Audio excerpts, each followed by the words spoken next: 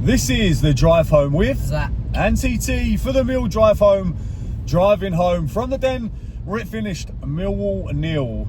Oxford United 1. New year, same Millwall. If any time someone was going to be unbeaten away from home and they come to the den, you know damn well what's going to happen. And Oxford United picked up all 3 points. I think they had 2 shots in the entire match, defended for their lives, gave away a few chances which we didn't take, and Gary Rowett does what Gary Rowett does. Boring, negative, rubbish football, but they picked up the 3 points, and it's you know, there's no getting around it. It's very disappointing from us. You don't take your chances. Before we go, obviously, Happy New Year to everybody. Thank you very much for watching the Mill drive home in 2024. Hopefully it's a more successful time in 2025. Really appreciate your comments over Christmas. Obviously Zach's feeling a little bit more better than he was before the Christmas break. I'm actually feeling a bit rough today, but then the football didn't make it any easier, and it is absolutely brass monkeys out there today. It is freezing. We're very close to the 3,000 subscribers, so if you're not subscribed, get yourself subscribed and put your comments in below. We read all of them. There were some heartfelt messages last time, and yeah, we read them all, and you know, thoughts with the people that were struggling before Christmas. Hopefully things turned out a little bit better than they were beforehand. So we started off with obviously Alex Neil's first game in charge. Rowett's been there for 3 games. It's too early to judge Alex Neil after, you know, what, maybe a couple of training sessions he would have had, maybe 1 training session. We started off with Jensen in goal, back 4 of Ryan Leonard, Japhet Tanganga, Murray Wallace, and who's the other one? Joe Bryan. I obviously deliberately wanted to forget him because he was absolutely dreadful today. In front of him you had Denor and Saville. Saville also had another poor game in my opinion. We had SA as, I think it was, did he start as the cam? You had Watmore one side. No, it was Langstaff, weren't it? Langstaff in the middle. It was 4-4-2. Yeah, Langstaff in the middle, and Ivanovic up front with him.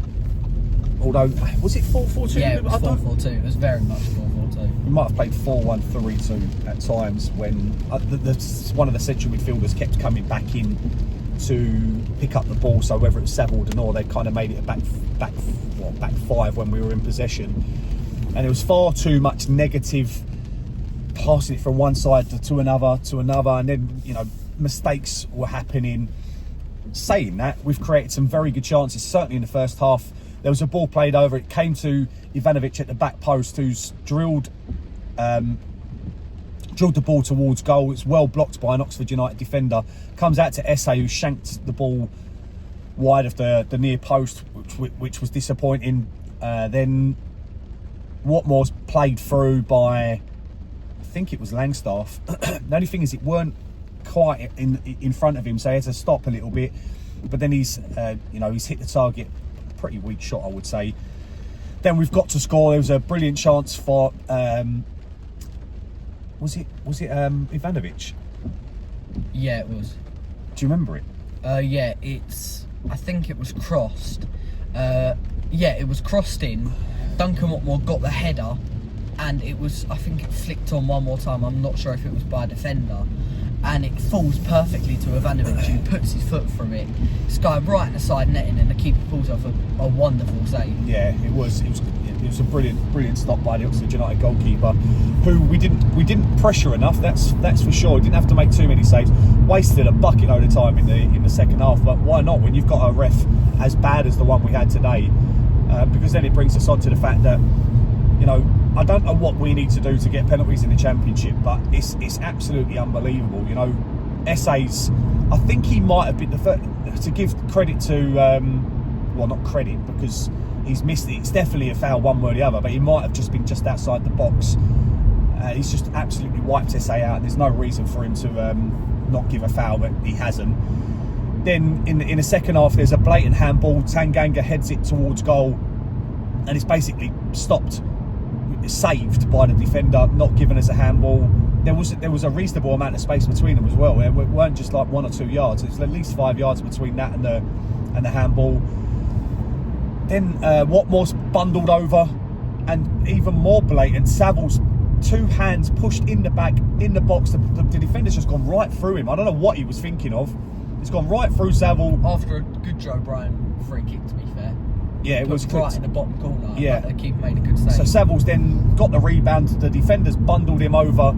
It's a blatant penalty all day long. Doesn't give it. And then 10 seconds later, a Millwall player slightly goes into the back of an Oxford United defender who falls over exactly the same as Saville with less force. And obviously the ref gives a foul. It's absolutely baffling. Like I said, he only gives 4 minutes injury time. When they took a minute and a half celebrating their goal, one player took a minute just to get off the pitch. Bear in mind there was, I think, 10 subs? I don't know how it's only give 4 minutes. Saying that, we probably wouldn't have scored. We only created one decent chance in the second half other than the Saville pushing the back. And it fell to Langstaff, who, you know, like I said, we've said it many times, he's been brought in as a striker, as a goal scorer, but he's got a chance at the back post. It falls to him at the back post. It's quite a tipped ball. angle. It's a tight angle, but he hits it over the bar. So, you know, you've got to hit the ball on target. He doesn't. And that was our chance before the Oxford United goal. And to be fair, it was the only time Oxford United really troubled us. But it's, you know, where we're weak. You know, Joe Bryan, again, he's beat one-on-one. The cross comes in. Tanganga, the only mistake he's made for a little while, loses the flight of the ball, jumps too early, it falls to the Oxford United player who heads it towards goal, and then Murray Wallace has a chance to clear it off the line and doesn't clear it, heads it into the goal.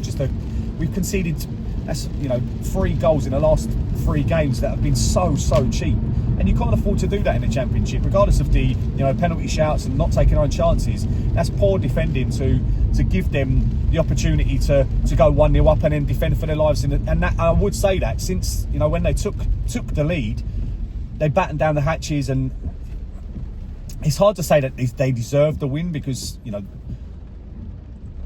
they didn't have much of the ball. They've had 1 chance and scored, but I think you know, you could argue that they deserved to win the game because of how defensively resolute they were. It was a very Gary Rowett performance from them. Yeah, it was. Who was your man of the match?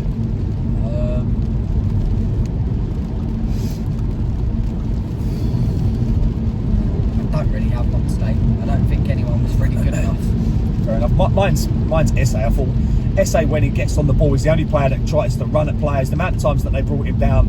Except for Aziz. I think Aziz has started to fill that role as well. Yeah, but Aziz only had, 25 minutes today. But Essay, he really does run at defenders and scares the life out of them, and is a game changer.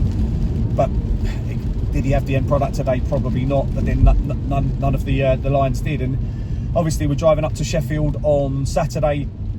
A banging form Sheffield Wednesday team who, you know, have taken the lead against Derby. I think they've had 4 home wins, but it's fair play to Oxford. I felt their fans sung well, considering, you know, it's New Year's Day. Our atmosphere was woeful, to be fair. It was so quiet. And then, you know, you need one or the other to pick, either the players to pick the fans up or the fans to pick the players up. Well, it didn't happen for me all today. You know, everyone was obviously hungover from a New Year's Eve celebration, but we'll go again against Sheffield Wednesday before we play Dagenham and Redbridge in the FA Cup at home on the Monday afterwards. Anything else you want to add? It's got to be better when we play Sheffield Wednesday. Has to be. Yeah, like I said, Sheffield Wednesday are banging form at the moment, so it's going to be a difficult game, but we'll give it our best. It's a reasonable trip, not too long of an away day up to Sheffield, so, you know, we can't complain. And we'll see you on Saturday. Thank you very much for watching the Mill Drive home. There is only one way we can end it. No one likes us. We don't care.